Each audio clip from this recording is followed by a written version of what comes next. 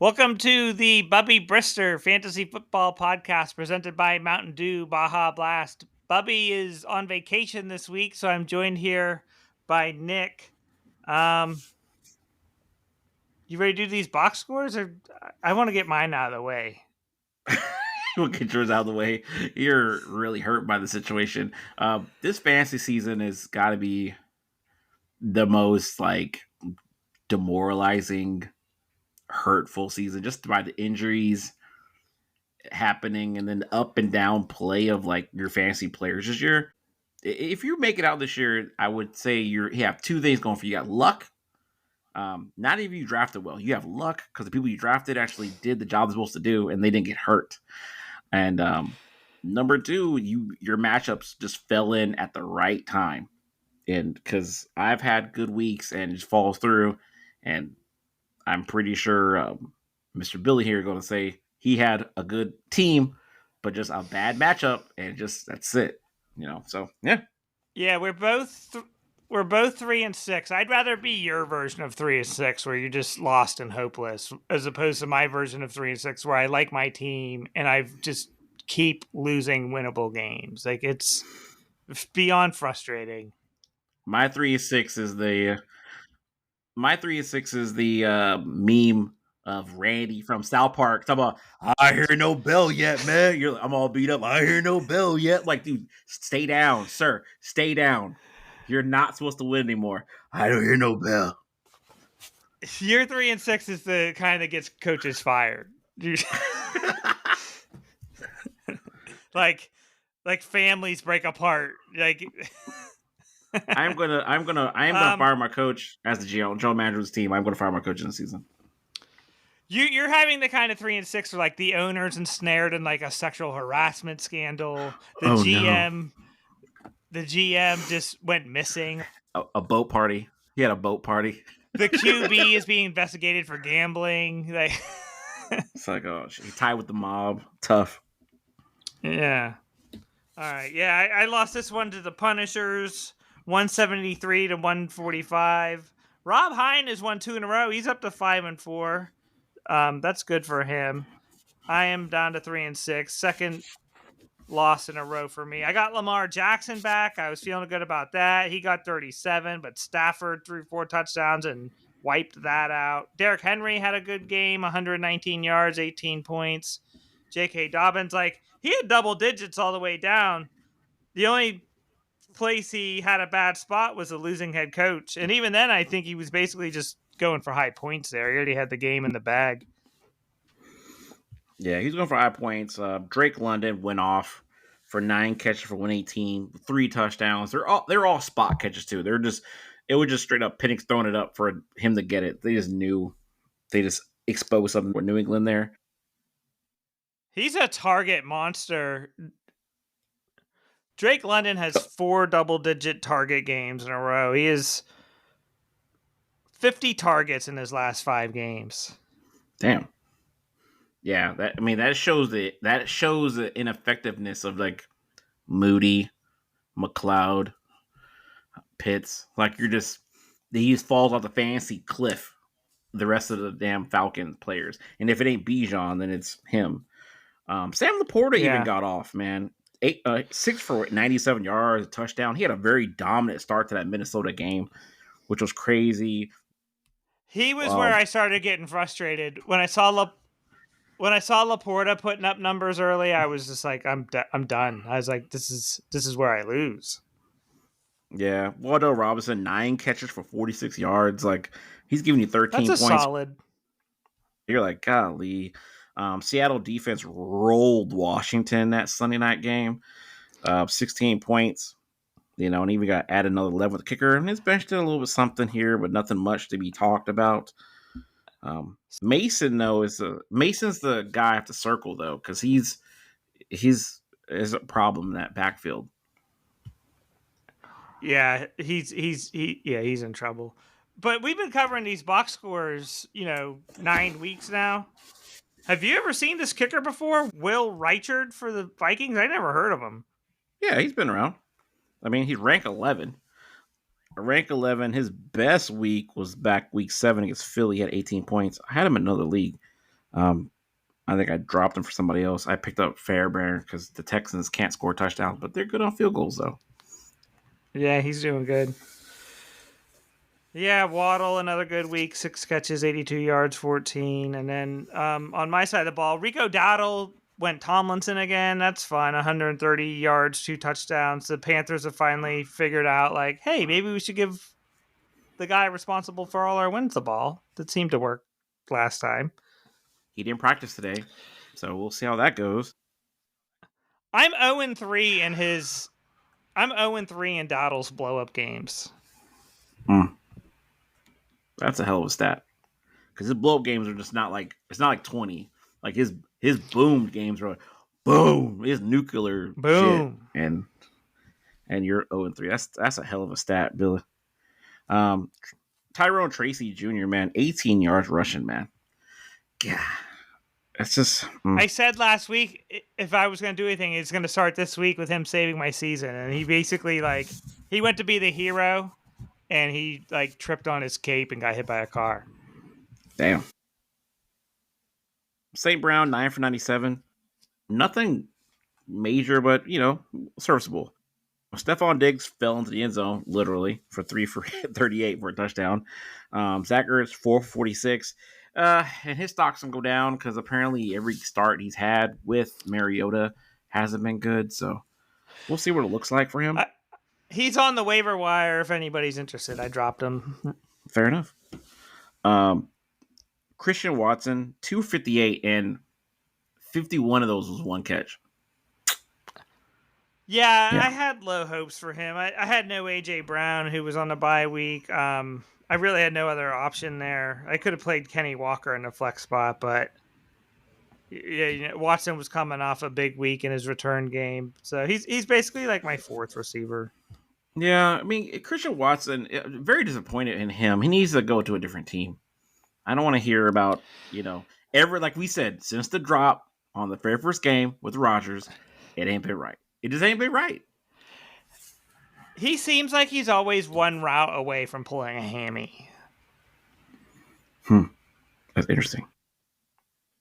You started Commanders defense, which again got rolled by Seattle. So -4. That ain't fun. But your fantasy team, beyond that, you got the head coach and you have the kicker, Mr. Pinheiro, with the 12 points. Yeah, this was a tough loss. This was I don't know. This sucked. I was pretty mad about it. I do have some fun Matt Stafford stats, though, for the Punishers. 9 touchdowns, no interceptions in his last 2 weeks, as the Rams have outscored their opponents 86-20. And he also becomes the 4th quarterback ever with 20-plus touchdowns and 2 or fewer interceptions in the first 8 games of the season. Do we know who the other 2 people are? I would say maybe one's Tom Brady. You see that motherfucker cloned his dog? Yes, absolutely. He said, "Lives end, or do they?" And he's in the year 3000 right here. He's like, "I'm gonna get my fucking dog, bro." He's dating Sofia Varga from Modern Family.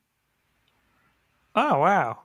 If she should clone her, I mean, what are we? My man's. Well, it takes a little longer for that one to grow. He's doing all right. Tom Brady's doing all right. He got commercials, per ownership. He's calling games, getting insider trading on shit. But his quarterback's Geno for his team. It's a bad day. He's setting up a Saudi Arabian flag football league. That's going to pay off for him. Yeah, good payoff. Yeah, he's Brady.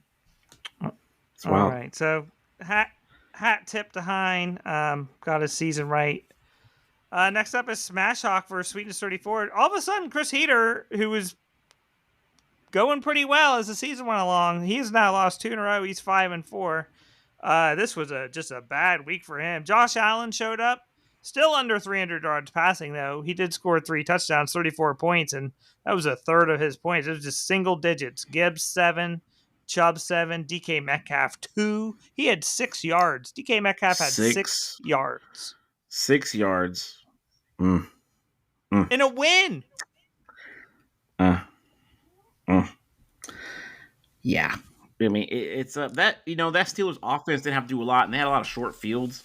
So I mean, I guess when you're talking about Aaron Rodgers, you're not getting a lot of passing opportunities, but The kicker for Heater here is Tucker Kraft is out for the year. Third ranked tight end. He'd been having success with this 2 tight end set, and yeah, yeah, he's done. Tucker Kraft was like arguably his third best player on his team, next to Allen and Gibbs. Kraft was like a third player. Tucker Kraft has been coming off like some huge games last couple weeks. 33 points last week, 16 and 12. So I mean, that's a tough replacement there because I mean he has Dalton Schultz on his bench. Heater is the rare case of carrying 3 tight ends on his team. Um, so he's looking for the tiger sets for the power run plays, I guess. But yeah, it's a bad time there. Ferguson had a bad game, 550 yards. He also had a fumble. It was a bad time Yeah, altogether CD's for Dallas back on and Monday. just taking the targets CD's back. back, and Pickens still eats away at them catches as well. And Keenan Allen 241 in a win as well, where he was throwing all over the yard and it wasn't going to him. Heater's in trouble. If he loses this week and falls to 5-5, all of a sudden, like, he's gonna have to get scrappy because he's just choking down the stretch here. And then Smash Hawk, he got up to 5-4, so now they're equal. He did lose a quarterback though. Jaden Daniels is out for the year. His arm got ripped off and shoved up his ass. And then Bijan Robinson, only 46 yards, but he did get 21 points. Yeah, 21 points. Bijan is continuing to make himself serviceable. He had 8 catches. He had 8 catches for 50 yards. So, he was the other half of the offense pretty much. Again, we talked about Atlanta and that offense there. He did start, say this guy's name for me, Monagangigi. Kyle Monongany. So, being a Commanders fan, Eric Bieniemy popped in my head this week randomly, and I was like, "Oh yeah, where is Eric Bieniemy? I haven't heard of him in a while." So I looked him up. Do you know where he is? Chicago. He's the Bears running backs coach, and yes, I don't think it's a coincidence that Monogany had 176 yards here. DeAndre Swift was getting a lot of positive publicity last few weeks. Like, say what you want about Bieniemy's play calling that year in Washington, but I guarantee you he's a hell of a running backs coach. And I don't want to go too far of a tangent here with Eric Bieniemy, but Eric Bieniemy, he probably would never be a head coach because they don't want him to be head coach. How he talks to players, he's your Robert Saleh of offense. He's a players. His team, he specs most out of them. Like when he was offense coordinator for the Chiefs, the offense. He's no longer with the Chiefs, and the offense looks different. They don't throw deep anymore. They don't. It's a difference. You're talking about Ben Johnson, Eric Bieniemy together. Like the thing that we know what holding back the Bears. Holding back the Bears is the quarterback. Simple as that. Caleb Williams holding back that team. That's what held him back in Washington because he had Sam Howell throwing the ball 50 times a game, which was absurd. Right. He's not built amount of like gall he had to not restructure his offense and be stubborn and just try and have Howell do Pat Mahomes things. But yeah, he found a soft landing spot here with the Bears. Monongany got 32 points. Good on Smash Hawk for getting him in the lineup too, because that would have been an easy guy to leave on your bench. Yeah. I mean, he was getting the automatic start. Swift because the week before Monogamy barely had any carries and Swift was doing a good job, but then Swift was like midway through into the end of the week, he Swift's out. So he jumped in and then bada bing. You know what I mean? He does things that Swift can't do, but they're not Sonic and Knuckles essentially, but they're very complementary of each other. Yeah, big week here for him. Then McMillan 8, Bourne 5, and Mark 6. That's pretty bad. He's lucky he won. That is 19 points from your 2 receivers in your flex spot. And then a -1. Look. I'm more jarred by the idea he decided to start the Raiders defense. Like I just don't understand. This is back-to-back weeks. Does he know something we don't know about this Raiders defense? Like what the fuck? Like, this can't be No, real. that was Heater playing the Raiders defense. This is a Raiders defense popping up on a new team. The Raiders have turned in back-to-back negative defensive things. They've gone negative 1, 2, 3, 4 times this year in fantasy. They should be a non-starter. All because they had one game against Tennessee, which everybody scores high on Tennessee. It doesn't mean you're supposed to start them every week. Godwin's still out on the bench. Brock Purdy is looking like he might be a starting quarterback this week. He did pick up Fields too. Like good luck with that. I think Fields might got his monkey off his back. He might start doing well now because he's like, hey, they're not playing for anything now. So now it's all house money now. You're playing to stay on the team without being cut. Is Brissett starting for the Cardinals this week? Yes, he is. Kyle is out. They put him on IR. Oh, okay, yeah, because McBride has 4 touchdowns in the last 3 weeks. He has 23 catches the last 3 weeks. He has 32 targets. So Brissett is just... It's funny when you see these backups come in and just feed the best receivers on the team. It's like, well, why wasn't the starter doing that? Yeah, why does he do that? Kyle Murray and his fuck it, I'm gonna throw it deep. He does it every game. It felt like this year, and Brissett's just a little more safer with the ball. He's not gonna be flashy with it. Which surprisingly, Brissett is giving you a little bit of Patriot Brissett, where he's like actually doing QB sneaks and stuff like that, which is kind of like young Brissett moves. But he's throwing. He fed McBride, and we will get to Harrison later. He fed them all on Monday night, and it was no mystery where the offense was coming from, and the Cowboys could stop it. Yeah. So I would have beat both of those teams for the record. And then next up is stealing the wins versus Lionheart. Brindle has won his 8th game in a row, and he got 42 points from Brock Bowers. 12 catches, 127 yards, 3 touchdowns. So what you have here is a defending champion on a 7-game winning streak coming into this game and adding one of the most explosive fantasy weapons at no cost. He'd been playing without Brock Bowers essentially the entire season. This is the part of the story. This is part of the story where I said luck comes into play, because when he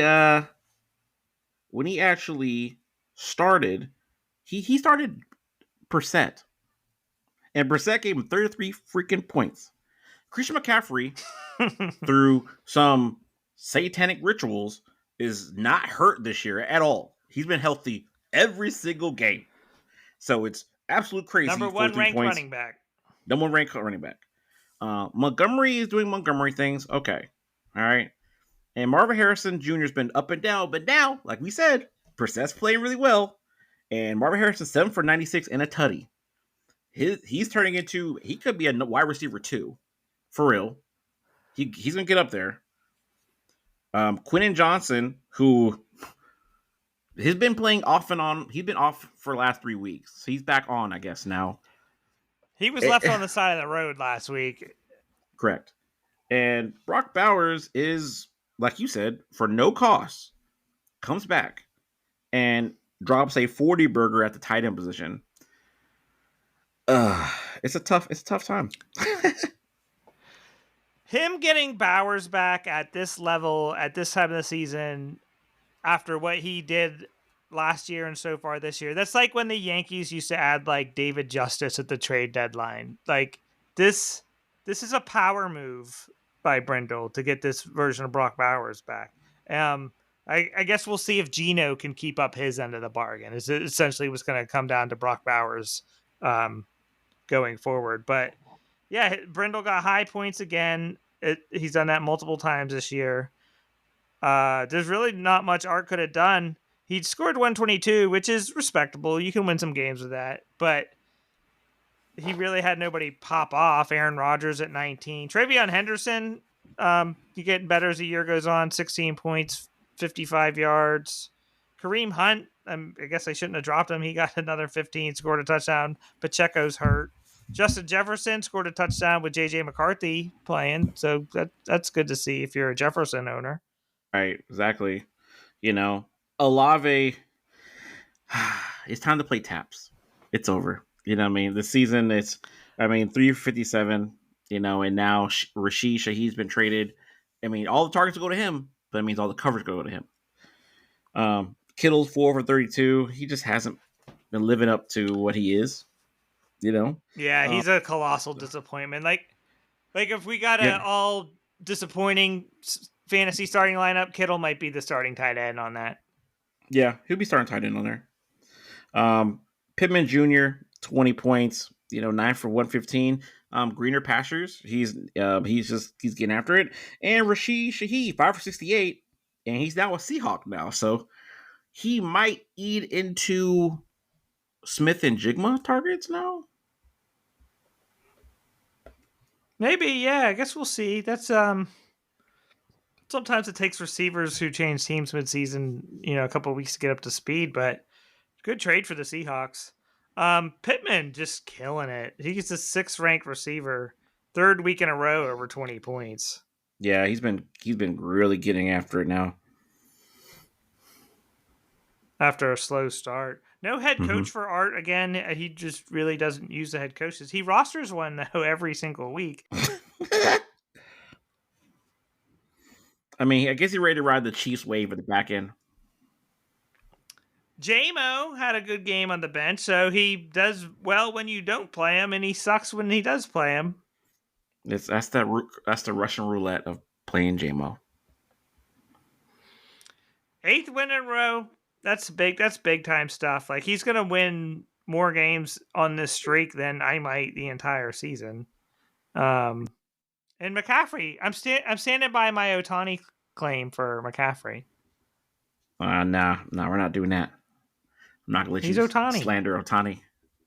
He's not Otani. Number 1 receiver, number 1 running back. That's Christian McCaffrey. Nope. I don't want it. Nope. Not having it. Christian McCaffrey is so good that his name got his shitty brother a job in the league. He's like the Alec Baldwin of football players. He's not like Greek Freak who had his 2 brothers get the NBA and they're terrible. You know what I mean? Just off the strength of me, you get you in the NBA. That's when you know you're good, when you can float like shitty siblings. McCaffrey, when you can get they're them jobs. They're riding the dad. No, they're riding the dad's name. The dad. You know what I mean? So it's like, oh, the pedigree. Yeah. Do you see anything else in this game? No, that's it, really.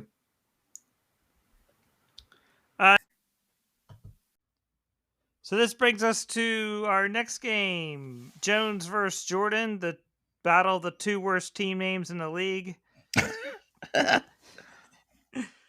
Jordan falls here. He loses. He is 6-3. Jones is 4-5. This was a ugly game, 117 to 102.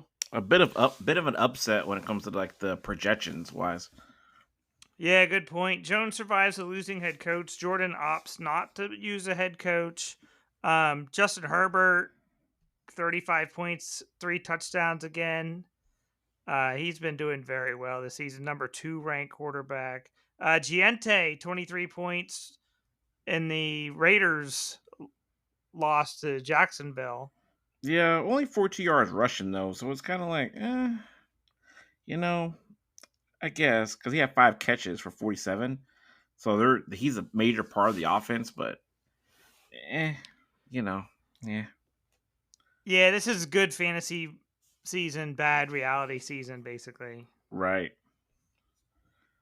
Aaron Jones Sr. He has 78 yards, so he isn't bad, but that backfield, Jordan Mason's a better running back, but they're going back to the veteran here, so it's interesting. Yeah, that surprises me. We're the colossal disappointment. He is ranked 56. Like, he's droppable. He's owned in 92% of the leagues. Apparently, you're not droppable if you own 92% of the leagues. You're not droppable. Right, that's what I'm saying. Like, there's a disconnect here between, like, how he's viewed as a fantasy player and, like, what he's scoring. Well, he's the Chiefs' number 2 wide receiver, so it's just Is he the though? Like, arguably he is. Arguably based off the paper on paper he is. In reality, he's like fourth option. But you're thinking for a guy. I called it last year when he got drafted. He's more of all boom. He can't run a route really. It's more of a streaks. he's undersized. Deshaun Jackson's the ceiling, you know, and they don't use him like that. They use a lot of jet sweeps, a lot of the offense. Kansas City offense is hell different this year. We've seen it. Yeah, he's a bust. He's on that George Kittle bust team. He was drafted 49th overall, Oof. and like I don't know, Rashi Rice is there. Kelsey still being Kelsey. Hunt and Pacheco were getting touches. Yeah, Xavier Worthy's he's at least benchable. Hollywood Brown's eating in those as well. Yeah, and Juju. Juju. Oh yeah, Juju's there. Yeah, they have a Yeah, crowded wide receiver room of like blank faces. and Debo has fallen hard. He is 3 single-digit games his last 4 weeks. That 1 week he didn't get single digits, he didn't play. And now Jaden Daniels is out. The Commanders should have traded him yesterday. He is in for some pain. No one wants Debo Samuels and his contract he signed when he got there. So no one wants that. And I mean, Buffalo couldn't use him. I'm really confused because the value for Debo Samuel is him being a running back. That's what got him like the fame, and he's averaging like 1 carry a game. When he was a Niner, he's got like 4 or 5 touches. Like that was his value because he could take a hit. Yeah. Mark Andrews, two catches, 22 yards, 2 touchdowns, 16 points. Lad McConkey, that Chargers receiver corps is just hard to figure out. It's like a bunch of JMOs. You never know which one's gonna hit. But you're confused because you have to keep running it because Herbert's, like you said, ranked number 2 quarterback. He's averaging well over 250 yards a game. He's going to throw at least 2 to 3 touchdowns a game. So you hope that's going to be your player. And then speaking of kickers I never heard of before, this guy, Andy Borigalis, 20% of leagues. Like, am I just getting old and out of touch? Like, where are these kickers coming from? You are. He's been there all year. This is the new batch of like young kickers now. All the old kickers, they're being phased out. He wears number 36. This is not the America I grew up in where kickers are wearing the double digits. Get out of here. How long has he been on his roster? Okay, he just added him like a day before Halloween. But yeah, I'm out of touch now. But he ain't no scrub. He's ranked 13th. He's had a couple of Right. double-digit games as well. He's very consistent. He don't have a lot of misses. He's missed one at the very beginning of the first game, and he's made every one since. So he's very consistent, but don't kick a lot. And he won this game without one of his best players, Judkins, who was on a bye. Keon Coleman, 3 on the bench. Like I said, Worthy was droppable. Keon Coleman is super droppable.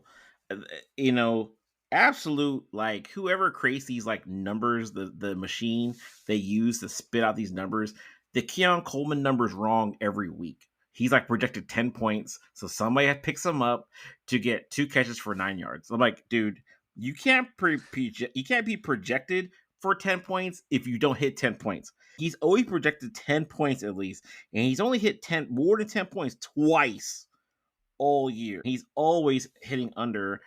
Shakur is more of an option. So is the tight end, Kincaid, and they're running their offense pretty much just like the Niners, but of the east side of United States, where we're just quarterback, running back. That's all they're doing.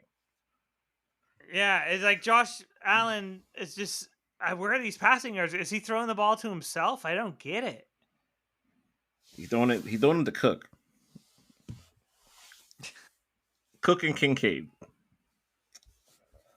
McLaurin is out. I mean, he might not get anything from him. That was a terrible trade. That I trade fleeced him so bad that I almost feel bad about it. And AJ Brown is even injured, so it's not like I'm getting Value. big reward from AJ Brown. He did have a big game that I did use to beat Jones here, but yeah, McLaurin. I think we might have seen the last of him this year. Even he has Evan Ingram, who I drafted. I drafted once upon a time this year, and he had 3 targets but no catches. Like just a shell of what he was in Jacksonville. Yeah, he had a big year last year. And then Patrick Mahomes had his first bad week in a while. He did not throw a touchdown pass. This is his first game of his 9-year career with under 50% completion percentage.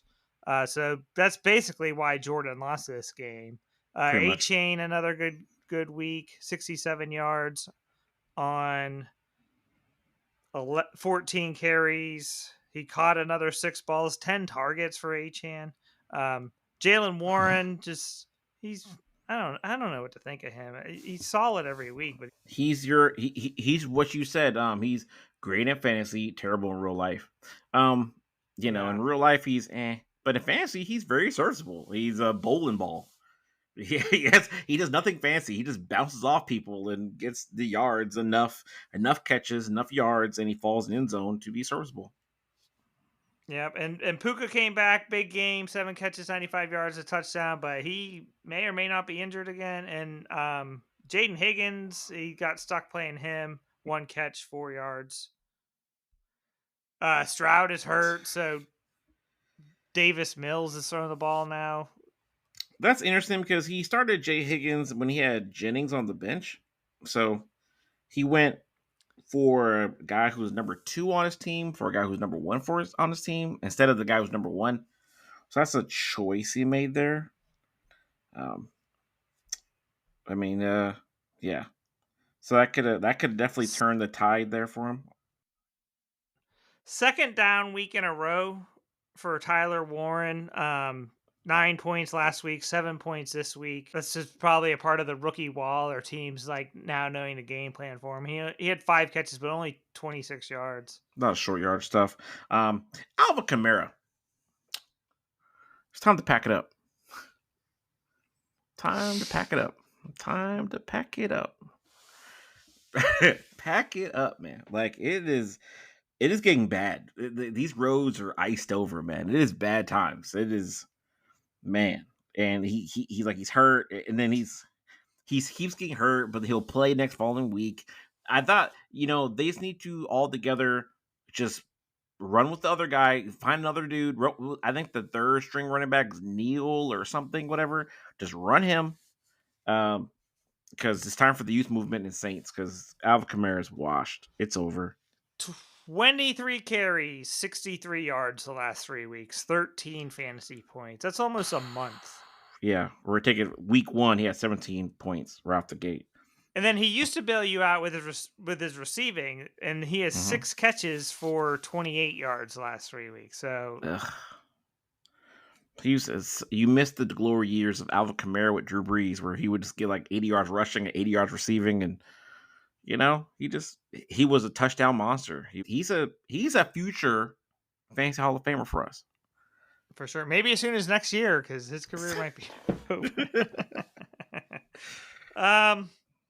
Yeah, just not much here. Jordan Love, 13 on the bench. Charbonnet only got 25 yards somehow in that beatdown of Washington. You would have thought he might have got pounded. Yeah, they kept throwing the ball. They kept testing the fate of how many passes can Darnold complete perfectly. So a season-saving win for Jones there. Next up, this is you. Slade versus Buck What You Think. You are no longer in dead last. I'm 3-6. Slade falls to 3-6. Second loss in a row for him. You scored 153, which must have been good to see. I traded you Jackson Dart for Jerry Jeudy. That immediately paid off for you. I didn't really have a need for Jackson Dart, and the receiving on the waiver wire was just bad enough to make me say, give me Jerry Jeudy. Dart, 3 touchdowns. He was the first rookie ever with a pass TD and a rush TD in 4 straight games.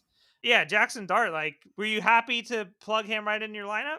Yeah, I mean, I plugged him right in because I figured I made the trade for him, so I'm also use him. Cause I already had Sam Darnold. I picked up Sam Darnold at the waivers. And I was like, well, I traded him. Let's use him and see what he gets. And then if it fails, I got Sam Darnold. I'll fall on Sam Darnold and call it a day.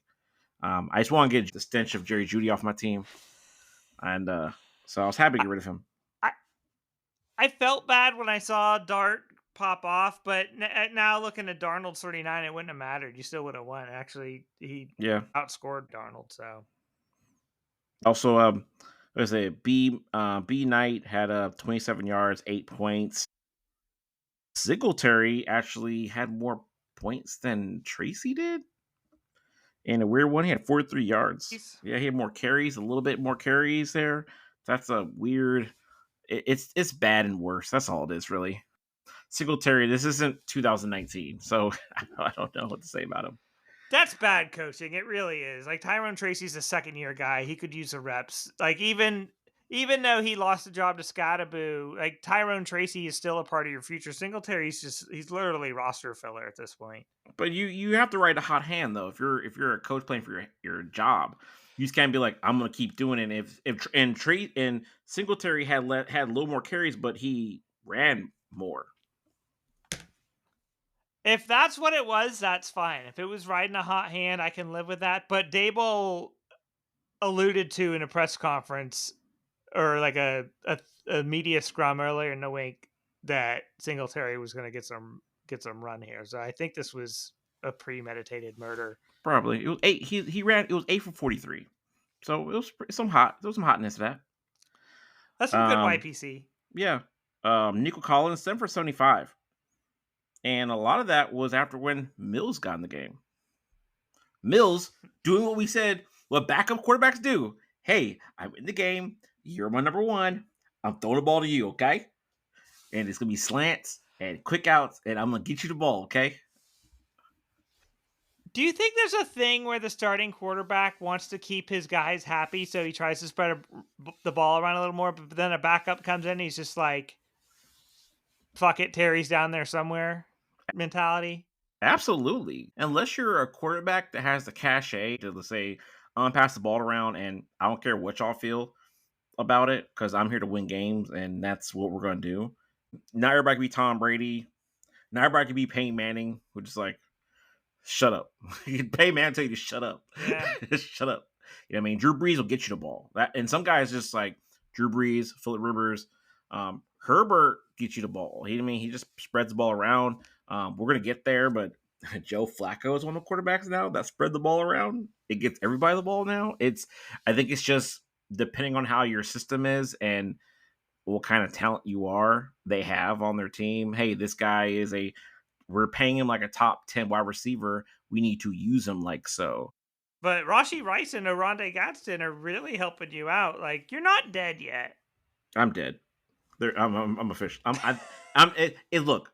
The analogy is a flame flickers before it goes out. I'm flickering this week. Next week I go out. It's going to be a bad time because I think I have a tough matchup next week. I think it was Mile High Salute next week. I think, and then next week after I face you, I can't afford more than one loss because I have to win out every game, to make it in or get one loss. And I see two losses right off the gate, so it's like it's not good. I spot started DK for the Titans because he was getting good targets and there's not really much of an option to throw on the Titans but somebody. He got one catch for 5 yards, but he had a punt return for a touchdown. So that's the 7 points there. So that kind of didn't kill me for starting that. Yeah, he had 33 points the previous 2 weeks. So that was like a well-researched spot starter. Then you got 52 from your fantasy special teams. Right. I'm riding with so since I'm on the blade of like you got to win or die, I'm all in. If you notice on the Ravens, Ravens defense and Ravens head coach because they have to win and play good football. So if I'm going to ride or die with somebody, I'm picking the Ravens to ride or die with because we're in the same boat. Fairbairn, 17 points. He's number one kicker in fantasy. So that's amazing that I kind of fell upon him actually because he's been getting after it the back-to-back weeks with double digits points there. Josh Downs on my bench for 6 for 57, a tutty, and P. Washington 8 for 90. And I thought it was a premium pickup here, and then they traded for Jacoby Myers, so that he might turn to a pumpkin next week, so that kind of sucks. But hey, Oh yeah, he's a 2 weeks into November pumpkin. He is just rotting on the step now. right, that's tough money. Yeah, New Day though, just tough season for him. Dak 21 on Monday night, not enough to get it done. Chase Brown is back from the dead, 22 points. That is Joe Flacco effect. Kyron Williams 27, CD Consistent. Lamb 15, Zay Flowers 5 catches, 64 yards. CeeDee Lamb and Pickens have like the same amount of catches. So like he's Dak Prescott's trying to feed both of them. That's kind of goes to what we were just saying with the trying to keep guys happy stuff. He's trying to keep them Yeah. both happy, so he's keeping their catches are about the same. I'm pretty sure CD's targets are a bit higher because CD's getting had double digit targets back to back weeks, but their catches are the same, and they're at halftime they had the same amount of yards. So I was like, this is interesting when I was tracking the game. Yeah. A 0 from Adunze. He didn't really have a path to victory. Like if he had played Alec Pierce instead of Adunze, he still loses by a point. But nobody would have recommended that. But I mean, Adunze and a better game from Dak, I think, beats you. Right, Roma Duje getting 0 just sucks. That's a punch to the nuts because you're like, dude, what? He had 3 targets, so I guess he got hurt in the game because he has Q by his name and he didn't practice today. So that could be a thing. Right. He's inconsistent though. Like last week he had 18, and then the 2 weeks before that he had a combined 10. So Some Washington wide receivers, man. yeah, good win for you though. Anything else? You getting Agbuka back? Is Bucky Irving gonna play for you? So supposedly he didn't practice today, so we'll see how that plays out tomorrow. It's not looking good. He did have Pierce 6 for 115, 17 points. So that's pretty solid, man. Pierce is having a nice little quiet season. He's not scrub, but he isn't like he's not some world beater, but he's definitely a guy that you could throw in occasionally if you need a spot start. And his fantasy special team got him 32 points. So that's nothing to sneeze at. Yeah, that's funny. You guys each had like the secondary Colts receivers have good games on your bench, and I'm sure neither you considered playing either of them. Next up is Robert Spawn, fourth win in a row. He is up to 6-3. He is a threat. He scored 135. Dead Money loses. He is now 4-5. He scored 104. Just the sad backfield for Freeman is just neutering him week after week here. This is Pollard and Gainwell combining for 18. Starting Gainwell is Jamar, a tough money, man. That's just yeah, he should go to jail for that. and he's waiting for Hampton to get back from IR. He's holding out for that hope. He should have tried to make a trade or like try to get something because he has a lot of pieces. He could have did something with it. Because even he had Carter. It shows Carter on his bench, and Carter is like buried on the Cardinals bench. He's just not getting a chance to play. He could have probably traded Williams, the quarterback Williams, and like got something. He used to rolling with Danny Dimes, so he could have rolled with Something like it's not like I understand that it is hard to find running backs this time of year, but it's not like Gainwell would be hard to replace. Like it'd be the equivalent of me trading for Jerry Judy last week. Like just get somebody in there. Just get yeah. somebody you can look at and say, Gainwell, you're my third running back. Because Gainwell had three rushing attempts for -1, and he caught 4 passes for 35 yards. So that's literally like, yeah, it's not good. Yeah, he's lucky he got 7 from him. Right. DJ Moore finally had a big game, 4 catches, 72 yards, 2 touchdowns. He threw a touchdown. Is that correct? Yes, he threw one to Williams. That's right. Yes, that's what it was. That's his second nice game in a row. He's 35 points combined the last 2 weeks. Kelsey, solid 12 points, 4 catches, 66 yards. He is the 5th ranked tight end. Really nothing else here for him. Daniel Jones, a ho-hum, 21. Big yardage, 342, but 3 picks, takes away from that. And he is not running the ball at all. Yeah, he had picks, and he had that game, he had 3 picks and 2 fumbles. That's something the Colts must identified with him when they signed him, was just like, we don't want you to run the ball, because he was pretty good at running the ball with the No, Giants. he didn't fumble the ball running. They sacked him. The Steelers, like, those were all pocket sacks. Yes, yes, yes. But Jones used to run the ball, and it's not Oh, happening at all with the Colts, I mean, maybe that's not in their playbook because I mean, which is fine. It's not a you got to think complaint. about the playbook that they're using. Their starter was Richardson. Forgot that guy's name, right? And Richardson Right. wasn't much of a runner. He was known for his arm. He didn't run the ball a lot. He did a lot of like he didn't do quarterback keepers. He would just like I can't find somebody open, so I'm gonna run. Just You know, run scared. run scare type of situation. So they didn't have Danny Dimes. I'm pretty sure. Why would you have Danny Dimes run when you have Jonathan Taylor? Jonathan Taylor running, and Yeah. he's the guy. You know what I mean? It's like, why would you do that? That's the closing argument right there. Yeah, good call. But Jones is up to 92% owned in leagues. That's impressive, because he was probably owned in like 1% when the season started. Oh yeah, you know what I mean. You're talking about 6th ranked quarterback. You know what I mean, tried and true. If he pulls off one playoff win as a Colts quarterback, officially career revived, and it's another career revival. You know this cardiac team, this cardiac quarterback This class. this is what you do. This is how you get a quarterback now, is you take someone else's cast off. You let them go through the growing pains of getting that quarterback experience, and then you reap all the rewards, because you were still talented enough to be a first round quarterback, and then you took the lumps, and then the team just gave up on you. And this is what you do now. You get one of these first round flameouts, and you draft a first rounder. Like that. I think that's how you Yeah, get a you quarterback have now. one, so you just in case like this guy did not learn his lesson and he is a flame out. You have a fallback. You're like, all right, we're fine. But at the same time, yeah, Sam Darnold, Daniel Jones, Geno Smith, which Baker. I don't think nobody has Geno Smith in.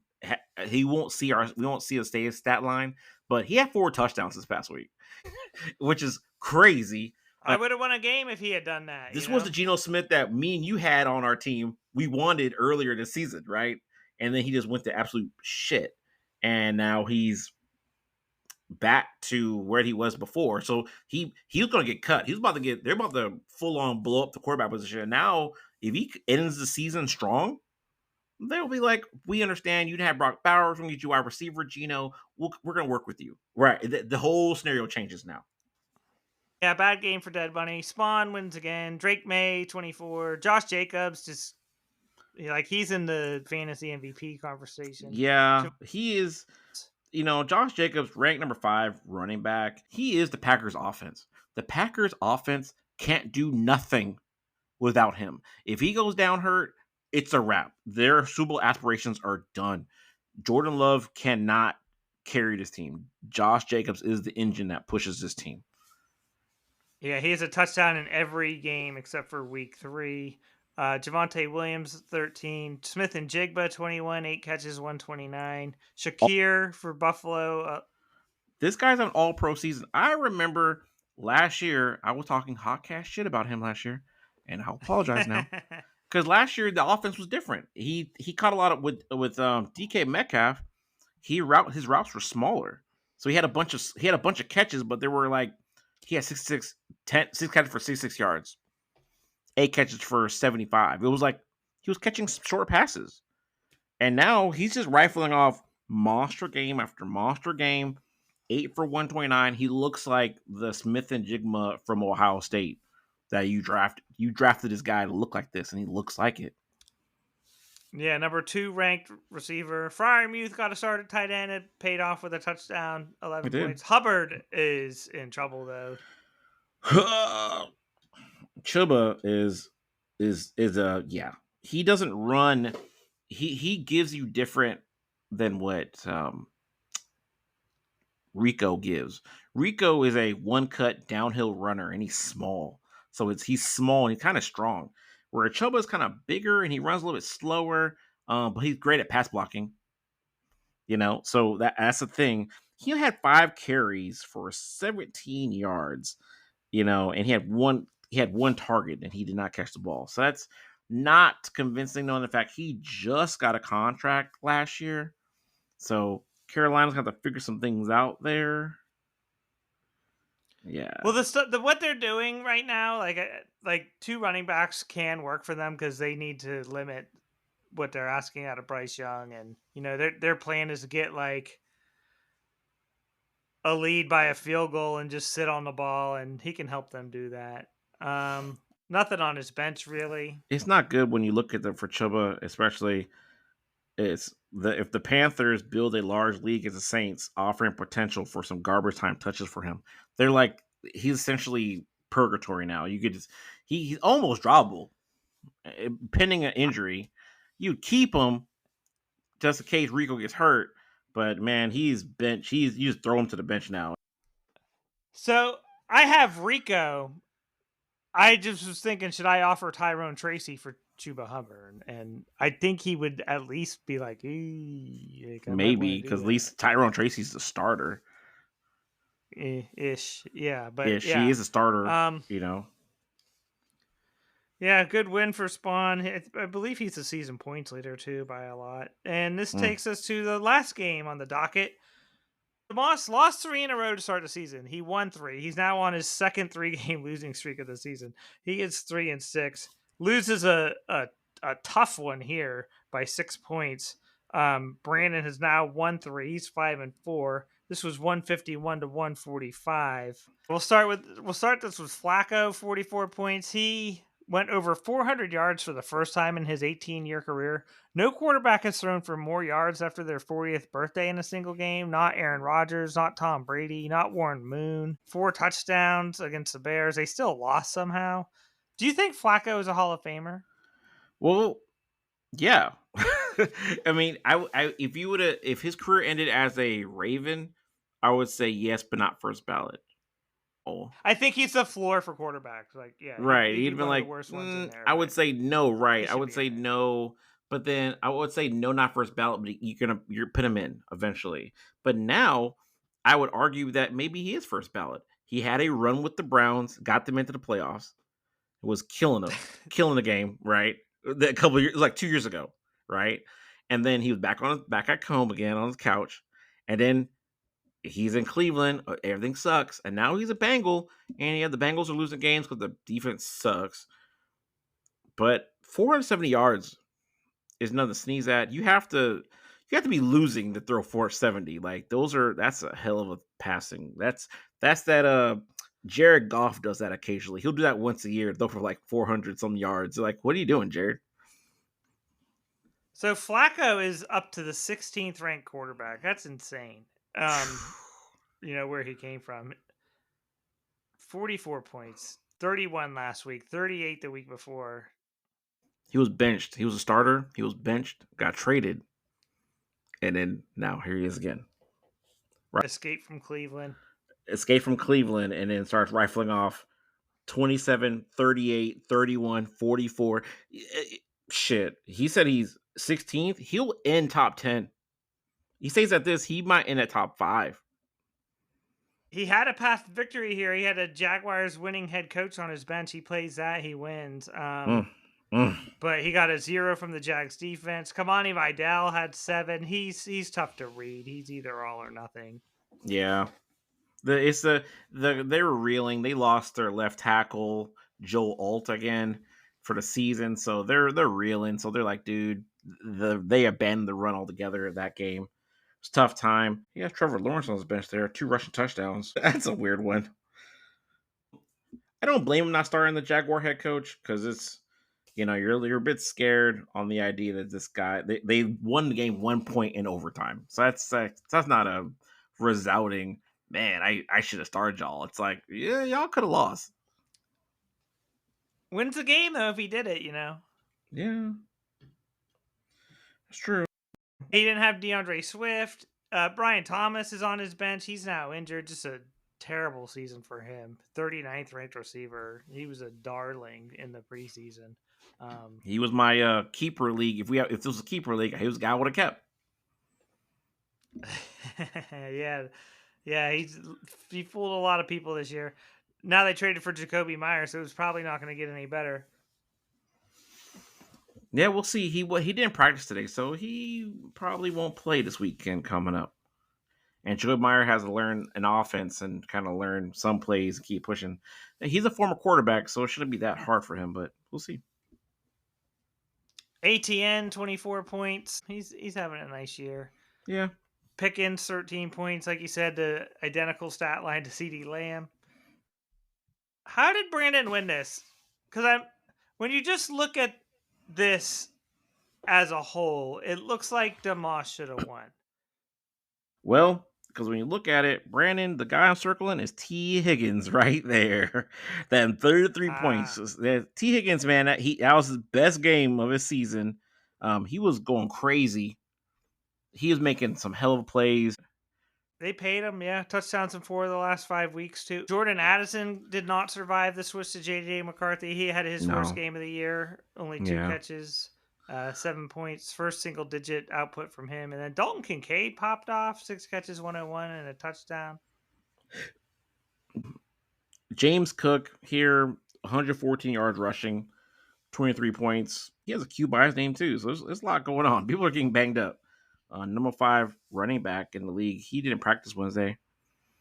So RJ Harvey has done very well since he traded for him. 41 points the last 2 weeks. He only had 2 carries for 5 yards. he is your Alvin Kamara West. Yeah. He doesn't get the 100-yard gain at all, and then he doesn't get enough carries to really do anything.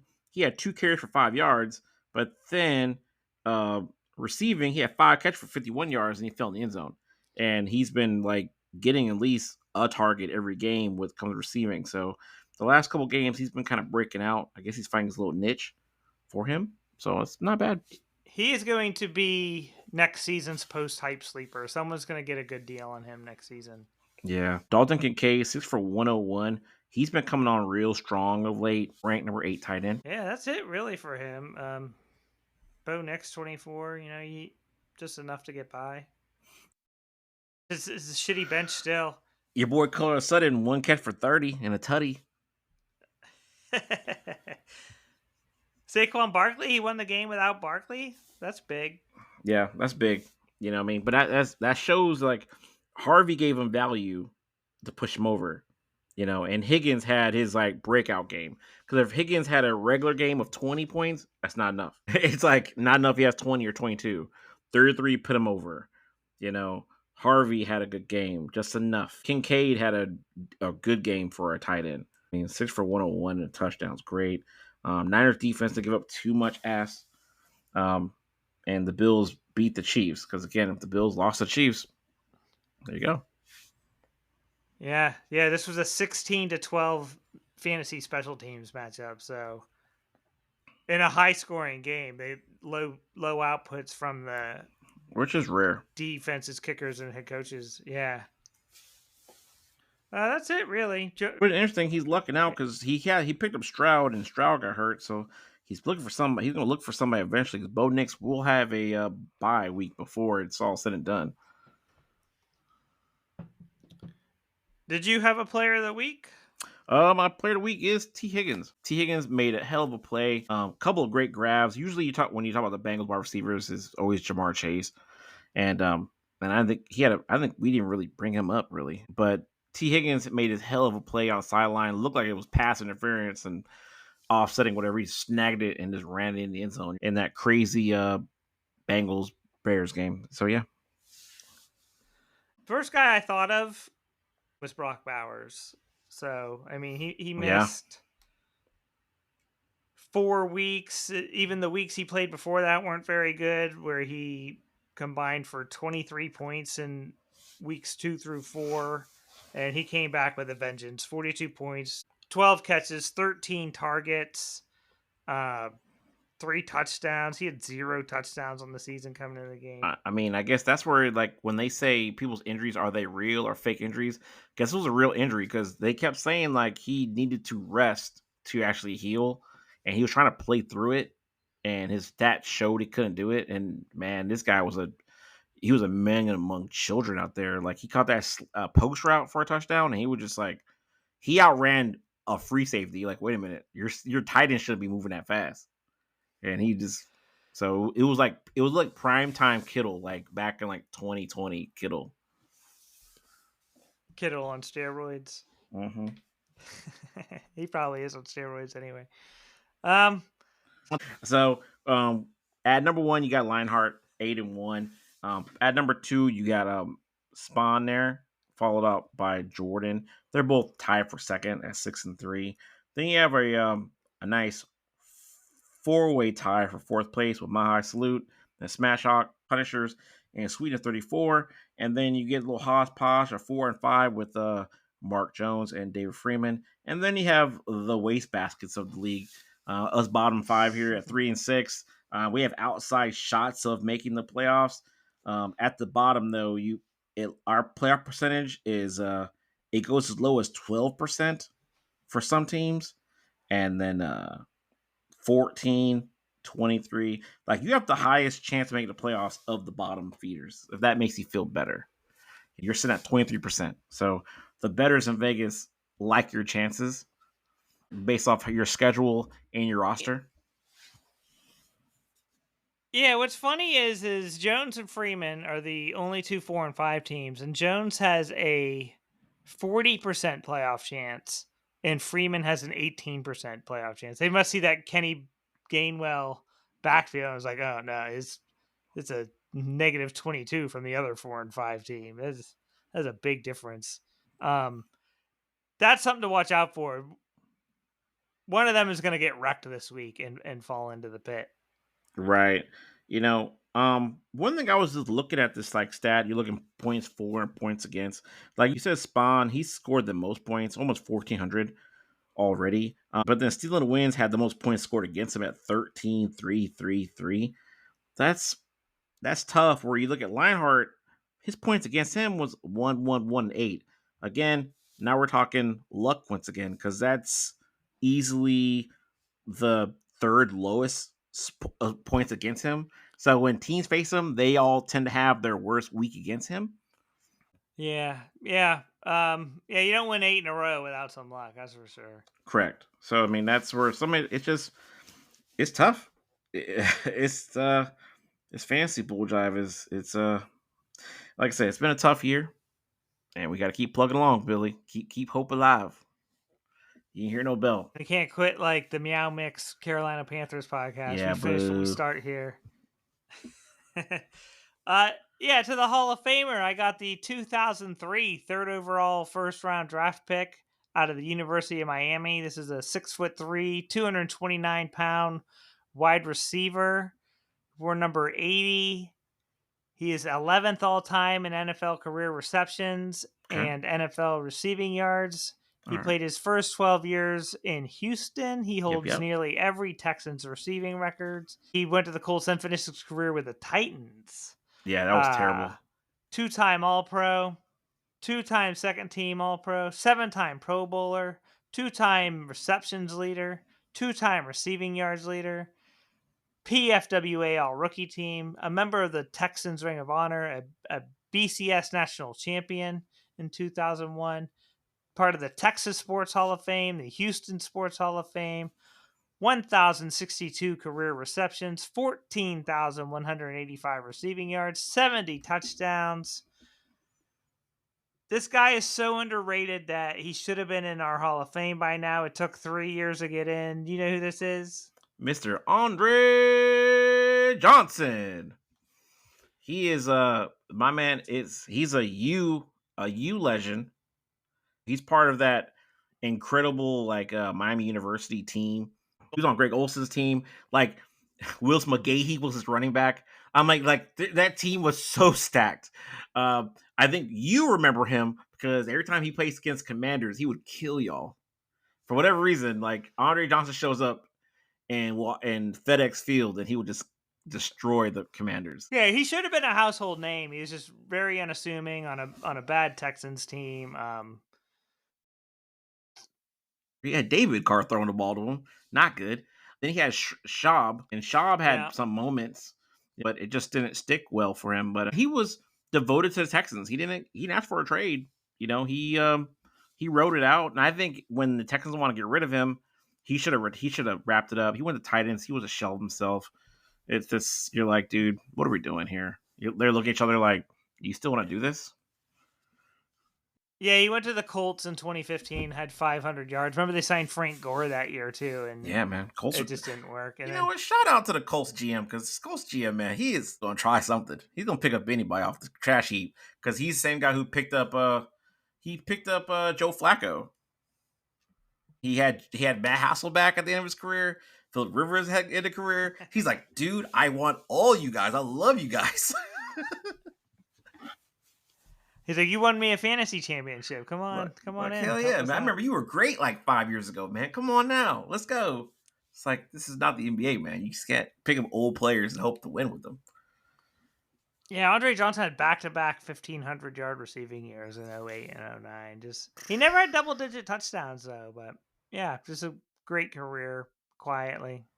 The Texans don't score touchdowns. Yeah. Andre Johnson, man, welcome to the club. You're getting an official jacket, and we'll have a bus for you ready because you're like you said, should have been there a long time ago. Um, Again, just shows how we forget about you, man.